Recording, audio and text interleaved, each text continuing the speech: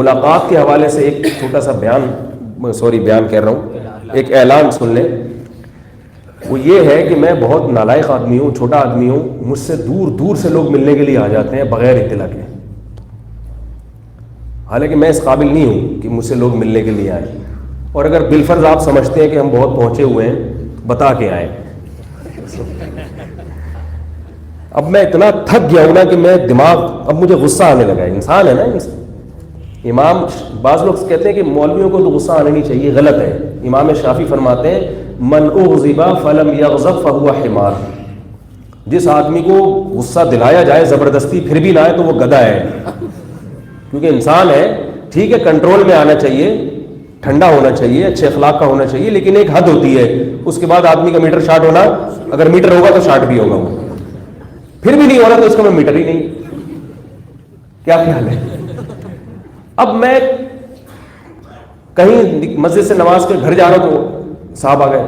کہاں سے؟ ابھی میں ملتان سے آیا ہوں. ارے بھائی ملتان سے آئے اور بیٹھ جاؤ ان کے پاس، کیونکہ ملتان سے آئے، اب اس کو تو واپس نہیں بھیج سکتے.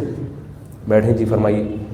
انہوں نے کوئی بات بھی نہیں ہوتی، بس ویسے ہی آیا تھا، ویسے ہی اب گپ شپ لگائی، دل بھی نہیں چاہ رہا، لیکن چونکہ ملتان سے آئے ہیں، بہت دور سے آئے ہیں اور صرف مجھ سے ملنے ہی آئے ہیں، تو السلام علیکم خیریت سے، چائے نہیں چلو کوئی بات نہیں پئیں گے چائے الحمدللہ.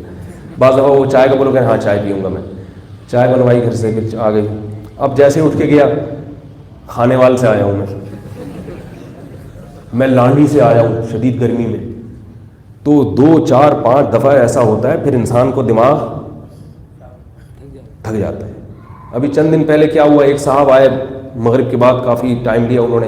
اب میں جا رہا ہوں گھر، مجھے بہت سارے کام ہیں میرے، جیسے جا رہا ہوں تو وہ آ گئے، وہ تو مسجد کے امام ہیں، وہ تو بڑے عالم ہیں، وہ آ گئے. کہاں سے؟ ملیر کینٹ سے.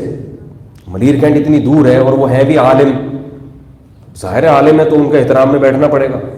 احترام میں بیٹھ گئے. اندر سے تو میں بگولا ہو رہا ہوں کہ یار میں تو دنیا میں کسی کام کا نہیں رہوں گا بھائی. میرے خیال نہیں آ رہی بات سمجھ، نہ گھر کے کام کے، نہ کوئی اپنے پڑھائی کے کام کے، کچھ بھی نہیں کر سکتا آدمی. فون پہ تو کنٹرول کر لیا ہے، اٹھانا ہی نہیں ہے.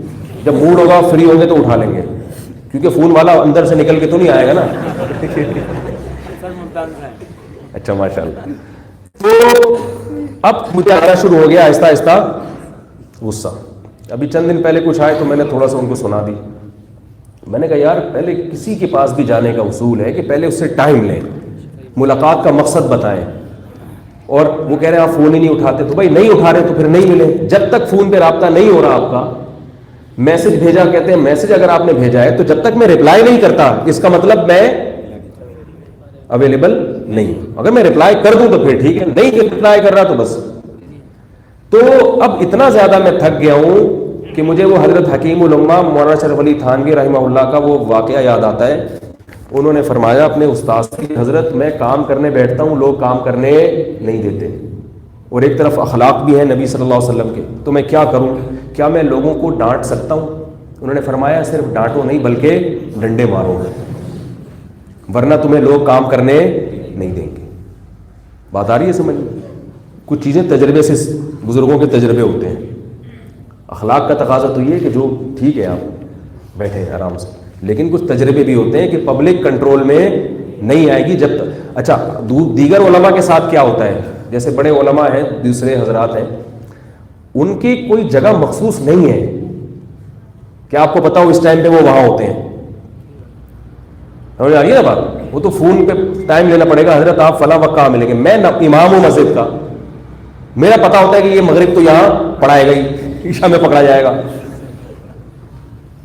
اب وہ آ جاتے ہیں اور مسجد میں نماز پڑھانے تو آنے، یا تو آپ انتظامیہ سے اجازت لے لیں کہ میں ساری نمازیں قبا میں پڑھا کروں. کیا خیال ہے بھائی؟ لیکن پھر یہاں پڑھائے گا کون؟ پھر تو میں امام نہ ہوا نا، پھر تو میرے لیے یہاں ظاہر ہے جائز ہی نہیں ہوگا رہنا. تو جب یہ ممکن نہیں ہے، مجھے نماز بھی پڑھانی ہے، تو پھر میں پکڑا جاتا ہوں. جیسے آ رہے، اب یہ میرا دماغ ہونے لگا ہے جیسے میں آ رہا ہوں تو کوئی مجھے گھور کے دیکھ رہا ہوتا ہے. بلا مبالغہ کہہ رہا ہوں، میرے اندر عجیب سی کیفیت شروع ہو جاتی ہے. یار یوں کر کے نا نکلو، یہ مجھے گھور رہا ہے، یہ بھی آئے گا اور گلے ملے گا، یہ گلے ملے گا، یہ پکڑ لے گا. تو ایسے گھننا بن کے میں نکلتا ہوں جیسے پہچاننے سے میں نے انکار کر دیا. لیکن وہ دبوچتا ہے، پھر بھی پکڑتا ہے، اور وہ یوں ہی دیکھ رہا ہوتا ہے، مسکرا رہا ہوتا ہے. بالکل جیسے کوئی پیسے لے کے بھاگا ہوا ہو نا, حقیقت بتا رہا ہوں, پیسے لے کے کوئی بھاگا ہوا ہو اور دوسرا اس کو دیکھ رہا ہوں کہ میرے پیسے نکال, یہ کنڈیشن ہوتی ہے جیسے میں اس کے پیسے لے کے بھاگا ہوا ہوں, میں کنی کترا کے نکل رہا ہوں اور یہ مجھے دور سے پیچھے مڑ کے دیکھ رہا ہے. تو اس لیے اب مجھ سے تھوڑی سی بد اخلاقی بھی ہونے لگی ہے. جو آ جاتے ہیں میں ان سے تھوڑا سا ترش لہجے میں بات بھی کرتا ہوں کہ بھائی میں نہیں بیٹھ سکتا یار, آپ بہت بڑے ہیں ماشاءاللہ, بہت پہنچے ہوئے ہیں آپ, ہم آپ کی خاک کے برابر بھی نہیں ہیں, لیکن فی الحال مجھے کام ہے. تو اس طرح میں کرنے لگا ہوں.